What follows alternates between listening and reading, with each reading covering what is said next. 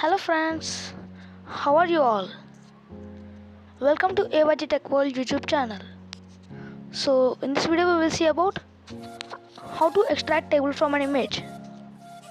So let's start our video. First of all, as you know, open Microsoft Office application. After that, click on Actions button. Click on Image to Table option here.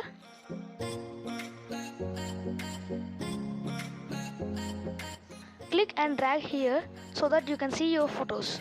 Remember that in the image there must be a table.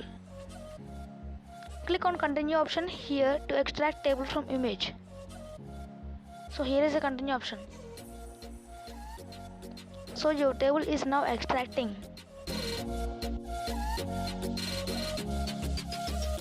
So if you click on copy option, your table will be copied with space. So if it has come like this, click on copy anyway option here. So your table has copied now.